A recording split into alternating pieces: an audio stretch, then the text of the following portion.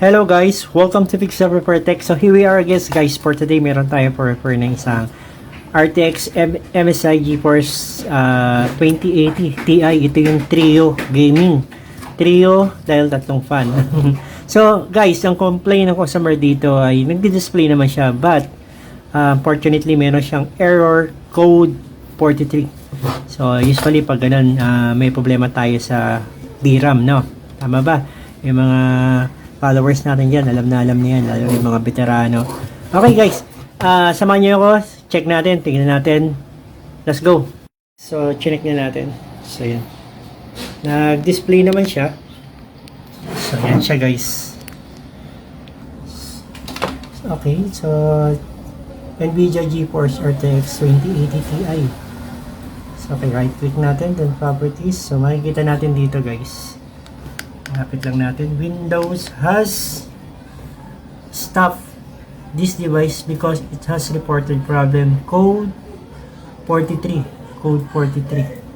So kung try natin siyang i-download ng driver, then browse tayo, pick, so try natin to, then try natin click yung next. Tignan natin what will happen after natin i-attempt mag-download ng driver.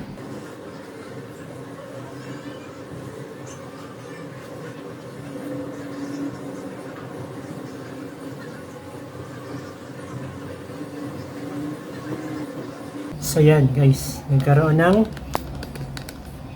nakita nyo, parang nagkaroon ng distorted, no, ng artifacts. Okay, so yun pa rin. So makikita natin dito, bigla siya nag-refresh rate yung frame niya, di ba? Bigla bumalik dahil hindi niya in-accept yung kanyang driver. Kasi nga nagkakaroon ng error code 43. Okay, so next natin guys, try natin check kung alin sa mga power bank o memory bank ang kailangan natin i-revolve or palitan. Okay, let's go. Try natin i-check guys sa Linux. Okay, Toshiba. Yung aking din. Okay, NVIDIA RTX 30 Plus series. Okay, dito tayo sa number 1. Okay, check natin kung mag-continue yung kanyang test. So, nag-black screen na.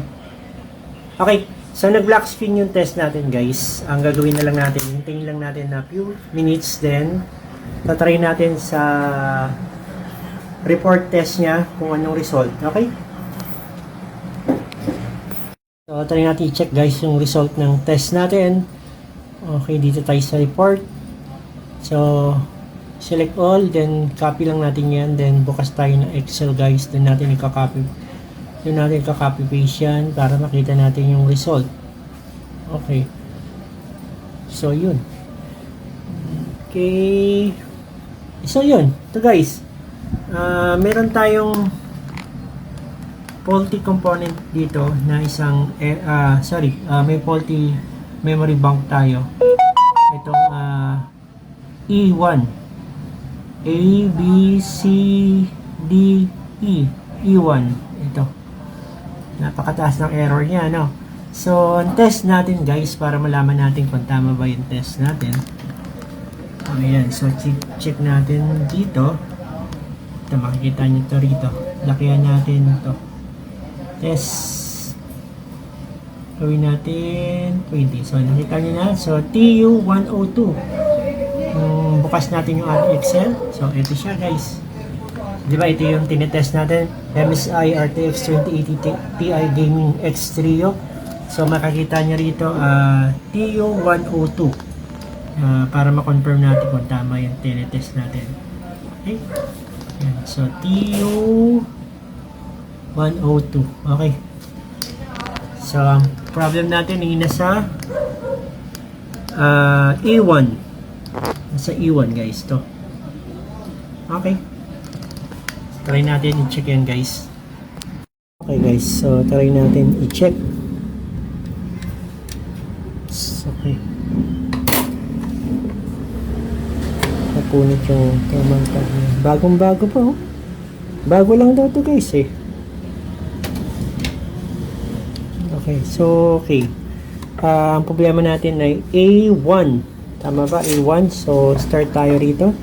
Ito yung arrow, no? Tatandaan natin lagi yan. Pag ganun. So, A, B, C, D, E. So, dito tayo guys. Ito yung may problema tayo. Okay. Try natin. Check physically muna to. Tingnan natin yung likod niya kung may problema. Okay guys. Okay. Check natin siya guys. So, ito yun. M1. So, wala naman tayong nakita rito na nag-overheat eh. No? Mukha naman okay siya eh. Ito yung katabi niya. Tignan natin yung likod guys. So, ito yung likod niya.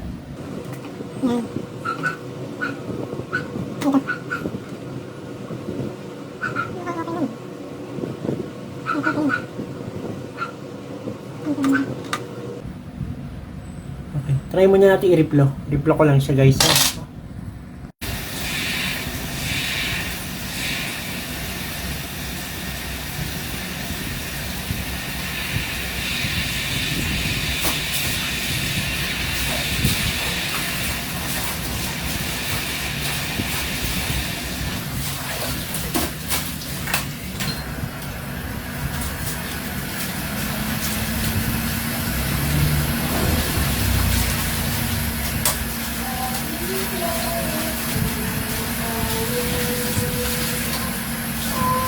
So, try natin i-check.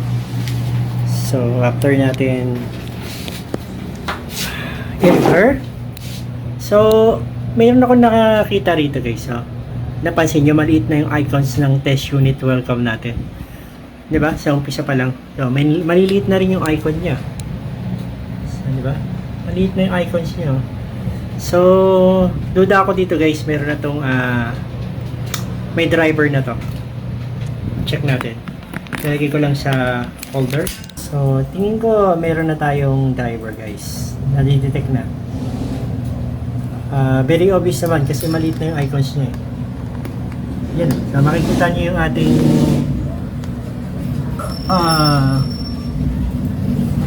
dito guys. So, property. So, okay. This device is working properly. Diba? NVIDIA GeForce RTX 2080 Ti. Diba? Yan na siya guys. Okay.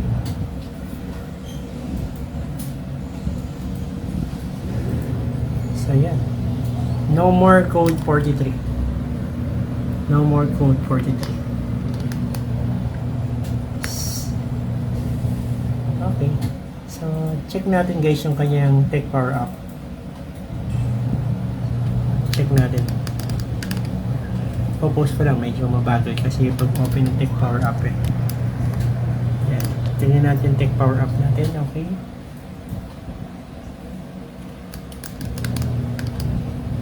So, yun guys. Usually kasi pag code 43 may problema talaga tayo sa memory.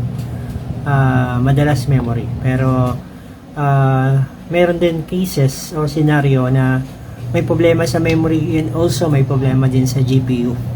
Yung GPU chip natin kasi si memory ay nakikipag-communicate sa GPU chip natin para magkaroon ng display and nagsisynchronize sila sa pag-provide ng magandang resolution natin sa ating PC.